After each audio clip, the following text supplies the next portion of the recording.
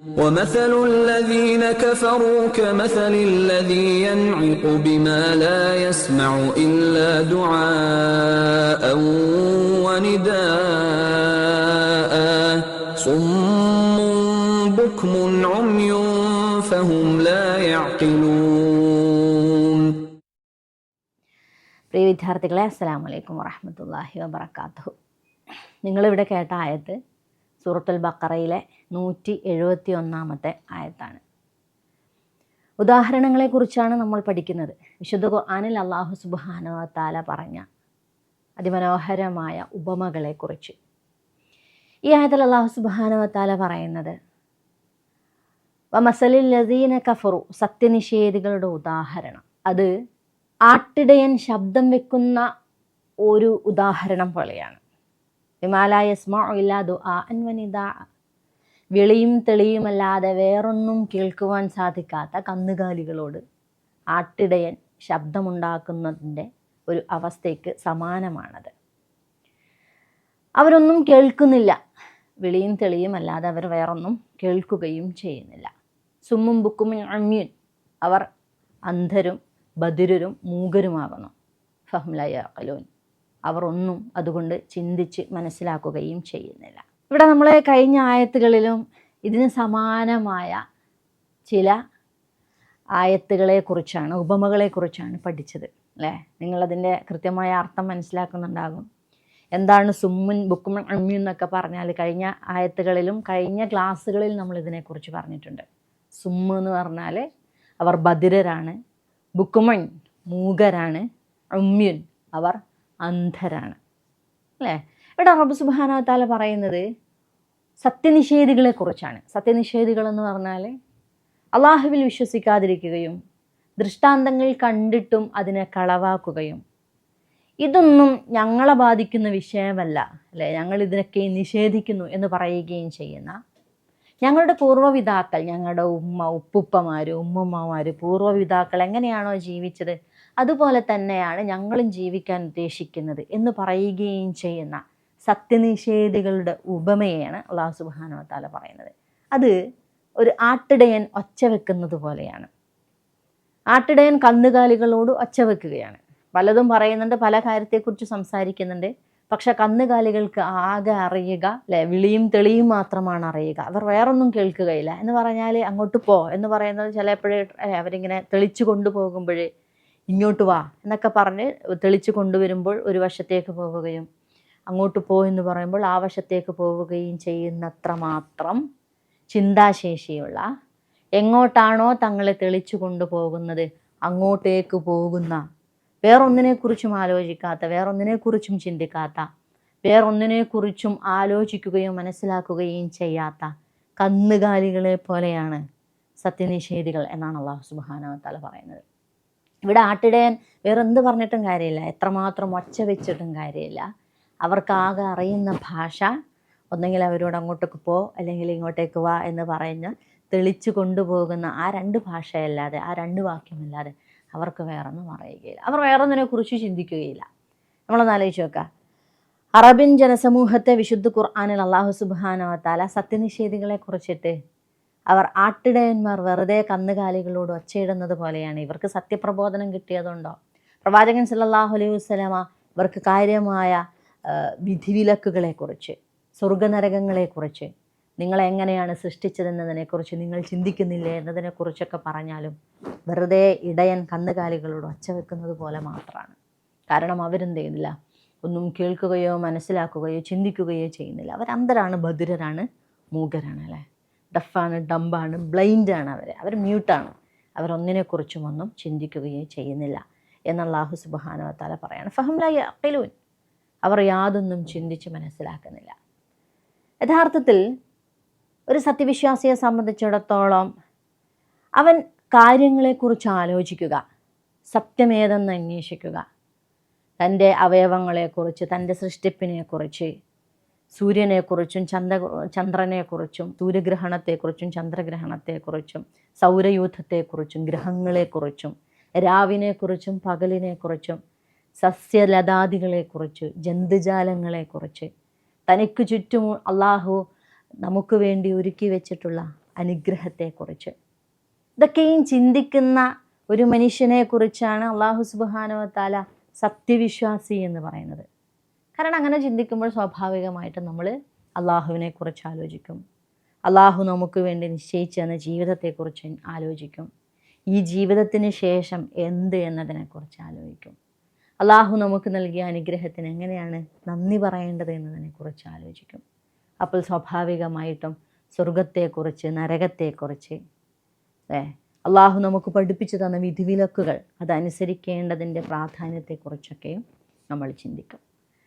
സത്യനിഷേധത്തെ സംബന്ധിച്ചിടത്തോളമോ അവൻ പറഞ്ഞുകൊണ്ടേയിരിക്കും, ഞങ്ങൾ ഉപ്പമാർ പ്രപിതാക്കന്മാർ ഇങ്ങനെയൊന്നും ആയിരുന്നില്ല, അവരെങ്ങനെയാണോ ജീവിച്ചത് അതുപോലെ തന്നെ ഞങ്ങളും ജീവിക്കുകയുള്ളൂ എന്നതായിരിക്കും അവർ പറഞ്ഞുകൊണ്ടേയിരിക്കുക എന്നതാണ് അല്ലാഹു സുബ്ഹാനഹു വ തആല അവരെക്കുറിച്ച് പറയുന്നത്. മറ്റു പലയിടങ്ങളിലും വിശുദ്ധ ഖുർആനിൽ അല്ലാഹു സുബ്ഹാനഹു വ തആല പറയുന്നത് നമുക്ക് കാണാൻ സാധിക്കും, നിങ്ങളൊരിക്കലും കന്നുകാലികളെ പോലെയാവരുത്, എങ്ങോട്ടേക്കാണോ തെളിച്ചു കൊണ്ടുപോകുന്നത് അങ്ങോട്ടേക്ക് നീങ്ങുക, നിശബ്ദരായിട്ട് നടക്കുക. വേറെ ഒന്നിനെക്കുറിച്ചൊരു ചോദ്യമില്ല, തിരിഞ്ഞു നിന്നൊരു ചോദ്യം ചെയ്യുവാൻ കെൽപ്പില്ലാത്ത മനുഷ്യരാവരുത് നിങ്ങൾ ആലോചിക്കണം. ഇപ്പം നമ്മളൊന്ന് ആലോചിച്ച് നോക്കുക, ചില സമയത്ത് നമുക്ക് തന്നെ ഭയങ്കര അത്ഭുതം തോന്നി, മനുഷ്യനെന്താ കുറച്ച് ബുദ്ധി ഉപയോഗിച്ച് ചിന്തിച്ചാൽ മനസ്സിലാവില്ലേ എന്ന് നമുക്ക് അത്ഭുതം തോന്നും. ചില ആളുകളെ കണ്ടിട്ടില്ലേ, ഒരു ഉറുക്ക് തരും അല്ലേ, എന്നിട്ട് പറയും മന്ത്രിച്ചൂതിയതാണ്, ഇത് കെട്ടിയാൽ നിങ്ങളുടെ എല്ലാ അസുഖങ്ങളും പമ്പ കിടക്കും, അല്ലെങ്കിൽ ഇന്ന മുട്ടയിൽ ഞാനിങ്ങനെ ജപിച്ചൂതിയിട്ടുണ്ട്, അത് നിങ്ങളുടെ ശത്രുവിൻ്റെ, നിങ്ങൾക്കിഷ്ടമില്ലാത്ത നിങ്ങളുടെ ആ മനുഷ്യനുണ്ടല്ലോ, ആ മനുഷ്യൻ്റെ വീട്ടുമുറ്റത്ത് ഇങ്ങനെ കുഴിച്ചിട്ടാൽ മതി, അത് ചവിട്ടുന്നതോടുകൂടി ആ മനുഷ്യൻ്റെ നാശം ആരംഭിക്കും, പിന്നെ ആ മനുഷ്യൻ്റെ കച്ചവടം തകരും, ജീവിതത്തിൽ പ്രയാസങ്ങളുണ്ടാകും, രോഗിയാവും, അങ്ങനെ ആ മനുഷ്യൻ്റെ എല്ലാ സന്തോഷവും ഇല്ലാതാവും. അപ്പോൾ ഒരു മുട്ടയിൽ ചവിട്ടുമ്പോഴത്തേക്കും തീർന്നു പോകുന്ന ജീവിതമോ? നിങ്ങൾ പഠിച്ചിട്ടില്ലെങ്കിലും സാരമില്ല, നിങ്ങളുടെ പേന ഞാൻ ഇങ്ങനെ മന്ത്രി ചോദ്യത്തരും, അതുകൊണ്ട് എഴുതിയാൽ നിങ്ങൾ പരീക്ഷയ്ക്ക് പാസ്സാകും. അപ്പോൾ ഇങ്ങനെയാണ് എൻ്റെ മാതാപിതാക്കൾ, ഉപ്പുപ്പമാർ, ഉമ്മമാർ, എൻ്റെ മുൻഗാമികളൊക്കെ ചെയ്തത്. അതുകൊണ്ട് അവർ തങ്ങളെ നയിച്ചിരുന്നത് സത്യനിഷേധത്തിൻ്റെ വഴിയിലായിരുന്നാലും ഞങ്ങൾ അത് തന്നെയാണ് പിന്തുടരുക എന്നാണോ എന്ന് വിശുദ്ധ ഖുർആനിൽ ചോദിക്കുന്നുണ്ട്. അവർ നിങ്ങളെ നയിച്ചത് നേർമാർഗത്തിലല്ലെങ്കിലും അവരെ നിങ്ങൾ പിന്തുടരുമെന്നാണോ നിങ്ങൾ പറയുന്നതെന്ന് അല്ലാഹു സുബ്ഹാനഹു വ തആല ചോദിക്കുന്നുണ്ട്. യഥാർത്ഥത്തിൽ കന്നുകാലിക്കൂട്ടങ്ങൾ ഇങ്ങനെ പോകുന്ന സമയത്ത് ഒരു മതിൽ കെട്ടിയിട്ടുണ്ട്, അല്ലെങ്കിൽ ഒരു മുൾവേലി കെട്ടിയിട്ടുണ്ട് എന്ന് വിചാരിക്കുക.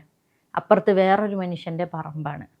ആ പറമ്പിൽ ഈ ആടുകൾക്ക് തിന്നാൻ ഒരുപാട് ചെടികളും ഒരുപാട് ഫലങ്ങളുണ്ട്, ഒരുപാട് പുല്ലുകളുണ്ട്. പക്ഷേ അങ്ങോട്ടേക്ക് പെർമിഷൻ ഇല്ല, അങ്ങോട്ടേക്ക് കടക്കാൻ പാടില്ല എന്ന് ആട്ടിടയനാണ് മനസ്സിലാവുക. ആട്ടിടയൻ ഇങ്ങനെ പറയുന്നു വിചാരിക്കുക, ഇങ്ങനെ ആടുകളെ തെളിച്ചു കൊണ്ടുപോകുന്ന സമയത്ത് നിങ്ങൾ കുറച്ച് ദൂരെ എത്തിയാൽ അവിടെ ഒരു മുൾവേലി ഉണ്ട് കേട്ടോ, അത് വേറൊരു മനുഷ്യൻ്റെ പറമ്പാണ്, നിങ്ങൾ അങ്ങോട്ട് പോകരുത് കേട്ടോ എന്നൊക്കെ പ്രസംഗിച്ചിട്ട് കാര്യമുണ്ടോ? ഇല്ല. അവിടെ എത്തുന്ന സമയത്ത് ആ ആടുകൾക്ക് നൂണ്ട് കയറാൻ പറ്റുമെങ്കിൽ ആ ആടുകൾ അങ്ങോട്ടേക്ക് നൂണ്ട് കയറുകയും അവിടെയുള്ള ഏറ്റവും മധുരമുള്ള പുല്ലുകളും അവിടെയുള്ള ഫലസമ്പുഷ്ടമായ ആടുകൾക്ക് തിന്നാൻ പറ്റുന്നതൊക്കെയും തിന്നുകയും ചെയ്യും. അപ്പോൾ ആ ആടുകൾക്ക് മനസ്സിലാവില്ല ഇത് ഹറാമാണോ ഹലാലാണോ, തങ്ങൾക്ക് പെർമിഷൻ ഉള്ളതാണോ, വേറൊരാളുടെ പറമ്പാണോ, അതോ ആട്ടിടയൻ്റെ പറമ്പാണോ, ഞങ്ങൾക്ക് തിന്നാൻ പറ്റുന്ന പുൽമേടാണോ, ഇതൊന്നും ആടുകൾക്ക് ചിന്തിക്കേണ്ട ആവശ്യമില്ല. അപ്പോൾ അതുപോലെ നിങ്ങളാവരുത്. അതുകൊണ്ടാണ് പറയുന്നത്, അവരോട് ഒച്ച വെച്ചിട്ട് കാര്യമില്ല, അവരൊന്നും കേൾക്കുന്നില്ല. അവരോടിങ്ങനെ ഒച്ച വെച്ചിട്ടോ അവർക്ക് സത്യപ്രബോധനം നടത്തിയിട്ടോ കാര്യമില്ല. അവരന്ധരാണ്, കന്നുകാലികളെപ്പോലെയാണ്, നാൽക്കാലികളെ തെളിച്ചു കൊണ്ടുപോകുന്ന നാൽക്കാലികളെ പോലെയാണ് അവർ. അവർക്ക് ചിന്താശേഷിയോ ബുദ്ധിയോ ഇല്ല, അവരൊന്നും ആലോചിക്കുന്നില്ല, മനസ്സിലാക്കുകയും ചെയ്യുന്നില്ല. നമ്മളൊന്ന് ആലോചിച്ച് നോക്കുക, നമ്മൾ തന്നെ അള്ളാഹുവിൻ്റെ ഏതേത് ദൃഷ്ടാന്തങ്ങളെക്കുറിച്ചാണ് ചിന്തിച്ച് നോക്കുന്നത്. ഇപ്പം നമ്മുടെ കൈവിരലുകളുണ്ടല്ലേ, പ്രവാചകൻ സല്ലല്ലാഹു അലൈഹി വസല്ലം പറയുന്നുണ്ട്, നിങ്ങൾ നിങ്ങളുടെ നഫ്സിനെ അറിഞ്ഞാൽ, നിങ്ങളുടെ ശരീരത്തെ നിങ്ങൾക്ക് മനസ്സിലാക്കിയാൽ ഫഖദ് അറഫ റബ്ബഹു, തീർച്ചയായിട്ടും നിങ്ങളുടെ റബ്ബിനെ നിങ്ങൾക്ക് മനസ്സിലാക്കാൻ സാധിക്കും. ഈ കണ്ണെങ്ങനെയാണ് എനിക്ക് സൃഷ്ടിച്ചത് എന്നൊരു മനുഷ്യൻ ചിന്തിക്കുമ്പോഴായിരിക്കും നമ്മൾ സുബ്ഹാനല്ലാഹ് എന്ന് പറയുക. അല്ലാഹുവേ, നീ എത്ര മഹത്വമുള്ളവനാണ്, നീ എങ്ങനെയാണ് ഇത്ര സൂക്ഷ്മമായിട്ട് എൻ്റെ കണ്ണെന്ന അവയവത്തെ സൃഷ്ടിച്ചത്, അതിൻ്റെ പാളികൾ, അതിൻ്റെ പ്രകാശിപ്പിക്കുന്ന അതിൻ്റെ രീതി, അതിൻ്റെ കാഴ്ചയുടെ രൂപം, നാഥ അതിൻ്റെ പ്രൊട്ടക്ഷന് വേണ്ടി നിർമ്മിച്ച കൺപീലികൾ, ഇതിനെ എത്ര കൃത്യമായിട്ടാണ് സൂക്ഷ്മമായിട്ടാണ് നീ സൃഷ്ടിച്ചത്. നമ്മളോട് സാധാരണ ഇപ്പോൾ ഫ്ലൈറ്റിലൊക്കെ പോയ അല്ലെങ്കിൽ എയർപോർട്ടിലൊക്കെ പോയ ശീലമുള്ള ആളുകൾക്ക് മനസ്സിലാവും. നമ്മളുടെ വിരൽ, ഈ വിരലിൻ്റെ ഈ ഭാഗത്തുള്ള ഇത്ര മാത്രമുള്ള സ്ഥലമാണ് ഒരു മനുഷ്യൻ്റെ അടയാളം എന്ന് പറയുന്നത്. അപ്പോൾ ഇവിടെയുള്ള കുഞ്ഞു വരകളാണ് അല്ലേ, വളരെ സൂക്ഷ്മമായ വരയാണ് എൻ്റെ അടയാളം, എൻ്റെ തമ്പ് അല്ലേ. ഈ തമ്പ്, ഈ വിരലിൻ്റെ അടയാളമാണ് എൻ്റെ ഐഡൻറ്റിറ്റി എന്ന് പറഞ്ഞാൽ ഈ ലോകത്ത് ഇതുവരെ ഇനി ജനിക്കാനിരിക്കുന്നതുമായ കോടാനുകോടി മനുഷ്യരുടെ വിരലും ഇവിടെയുള്ള ഈ അടയാളവും ഈ വരയും എന്താണ് വ്യത്യസ്തമാണ് എന്ന് പറയുമ്പോഴാണ് നമുക്ക് അത്ഭുതപ്പെടുക. അപ്പോഴാണ് നമ്മൾ സുബ്ഹാനല്ലാഹ് എന്ന് പറയുക. അത്ര സൂക്ഷ്മമായിട്ട് എങ്ങനെയാണ് റബ്ബേ ഇത്ര ചെറിയ സ്പേസിൽ നീ ഇത്ര സൂക്ഷ്മമായിട്ട് ഒരു മനുഷ്യൻ്റെ അടയാളത്തെ, ഒരു മനുഷ്യൻ്റെ ഐഡൻറ്റിഫിക്കേഷനെ നീ എങ്ങനെയാണ് കൃത്യപ്പെടുത്തിയത് എന്ന് തീർച്ചയായിട്ടും നമുക്ക് അത്ഭുതം തോന്നും. ഇങ്ങനെ നമ്മളുടെ ശരീരത്തെക്കുറിച്ച്, അവയവത്തെക്കുറിച്ച്, നമ്മുടെ ശരീരത്തിനുള്ളിൽ നടക്കുന്ന ഒരുപാട് രാസപ്രവർത്തനങ്ങളെക്കുറിച്ച് നമ്മൾ സാധാരണ പറയാറുണ്ടല്ലേ. ഒരുപാട് മെഷീൻസ് ഉണ്ട് നമ്മുടെ ശരീരത്തിനുള്ളിൽ.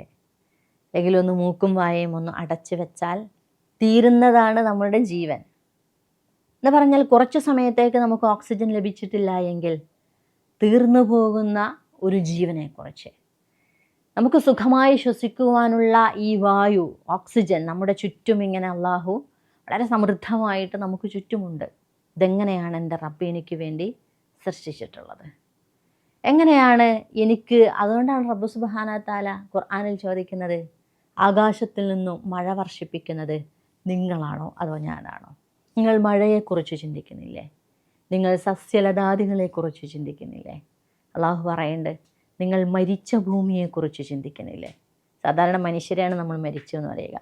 പക്ഷെ അള്ളാഹു പറയുന്നത് എന്താണ്? മരിച്ച ഭൂമി, വെള്ളമൊന്നും കിട്ടാണ്ട് വരൾച്ച. നമ്മൾ സാധാരണ പത്രത്തിൽ വരൾച്ച തുടങ്ങി എന്ന് പറഞ്ഞ ഫ്രണ്ട് പേജിലുണ്ടാകുന്ന ചില പിക്ചർ കാണാറുണ്ട്. വിണ്ട് കീറിയ ഭൂമി. നമ്മൾ വിചാരിക്കുക ഇനി ഇവിടെ ഒന്നും മുളക്കൂല, ഇവിടെ എങ്ങനെയാണ് ഒരു വസ്തു മുളക്കുക? അങ്ങനെ വിണ്ട് കീറി ഉണങ്ങി പൊട്ടിപ്പിളർന്നിട്ടുണ്ട്.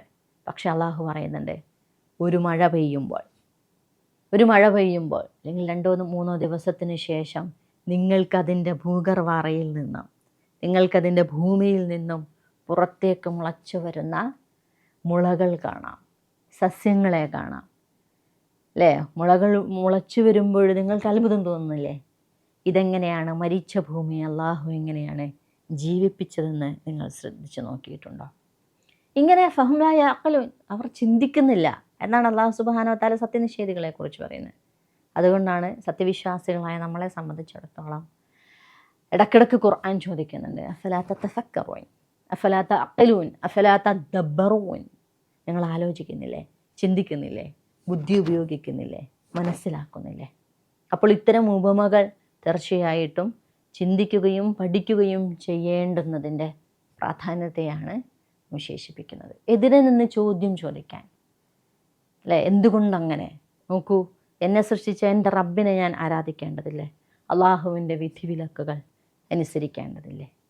ഇങ്ങനെ ചോദിക്കാൻ സാധിക്കുന്ന, അതല്ലാതെ തെളിക്കുന്നിടത്തേക്ക് പോവുക എന്നതിനപ്പുറത്തേക്ക് ചോദ്യം ചോദിക്കുവാൻ സാധിക്കുന്ന, ചിന്തിക്കുവാൻ സാധിക്കുന്ന, എന്നിട്ട് അള്ളാഹുവിൻ്റെ ദൃഷ്ടാന്തത്തെക്കുറിച്ച് മനസ്സിലാക്കുന്ന, അങ്ങനെ അള്ളാഹുവെ ഞാൻ നിന്നിൽ വിശ്വസിച്ചിരിക്കുന്നു, നിൻ്റെ വിധിവിലക്കുകൾ ഞാനിത് അനുസരിച്ചിരിക്കുന്നു എന്ന് പറയുന്ന സ്വഭാവത്തിലേക്ക് നിങ്ങൾ മാറണം എന്നാണ് അള്ളാഹു സുബ്ഹാനഹു വ തആല ഈ ഉപമ കൊണ്ട് നമ്മളെ പഠിപ്പിക്കുന്നത്.